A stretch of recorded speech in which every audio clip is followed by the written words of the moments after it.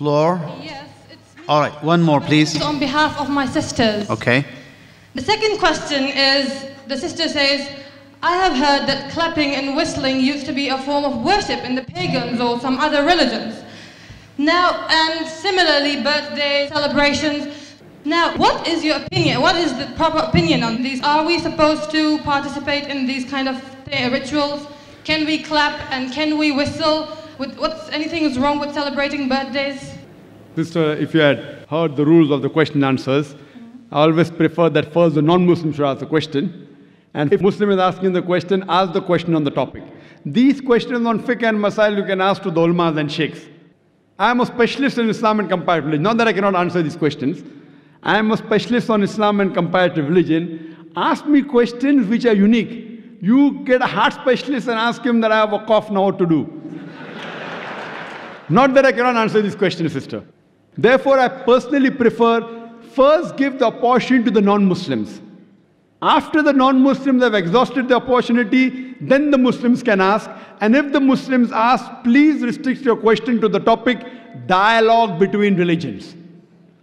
Since the sister asked the first question, I allowed her to break the rules. Second time, no problem. But see to it that the person who wants to ask the question, let her or him ask directly. I don't prefer chits and I don't prefer via question. I prefer direct. And I am a, mashallah, direct I prefer. And when you get direct questions, the questions are better on the topic. These indirect on the chit, behind the scene, behind the direct. So therefore I request all the other mics, please give first a point to the non-Muslims, let them benefit. Muslims can always ask on the email, no problem.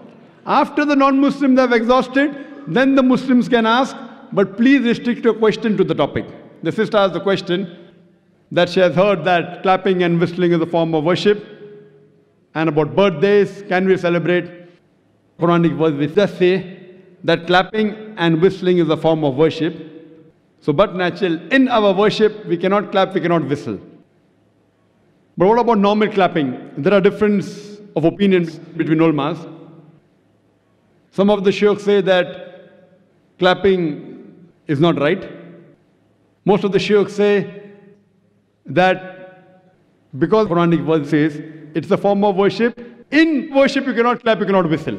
But otherwise, generally, if it's a culture, as long as it doesn't go against the Quran and Sharia, if it's a gesture of appreciation, best is Allahu Akbar, mashallah, no problem. But clapping will not come in the haram category, it will come in mubah category, difference of opinion. Difference of opinion. Most say it is mubah, some say it is haram. If it's an appreciation, no problem. As far as birthday celebration is concerned, again, some shuyukh say that celebrating birthday is haram. Some say it is mubah.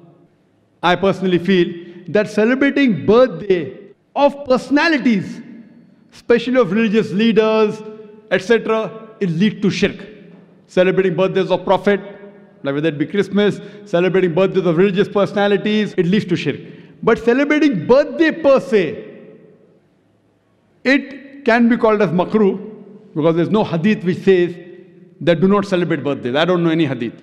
But does say that do not imitate the kuffar. So therefore, celebrating birthdays of religious personalities, I feel it leads to shirk. But celebrating birthdays per se, I would call as makruh, because it leads you away from Islam, like dancing and music, etc. But if someone says, I want to celebrate birthday and give Islamic lecture, I cannot say it is haram. So how you celebrate birthday depends. Some of the scholars say that birthday is haram.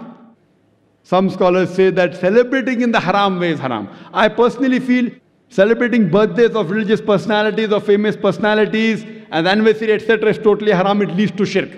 But celebrating otherwise, Muslims, I say, should not celebrate in our school. It's the rule of the school, not of the Sharia, that you should not celebrate birthday. So I can put any rule in my school, being the chairman of the school, which is not against Quran Sunnah. So in my school, the rule is no children should celebrate birthday. But if you ask me as a fatwa in Islam, it is preferable not to do it. It leads you away from Allah and His Rasul. But birthday per se, I don't know if any hadith or Quranic verse which says it is haram. So depending upon which scholar do you take the view of. Hope that answers the question, sister. All right. Jazakallah.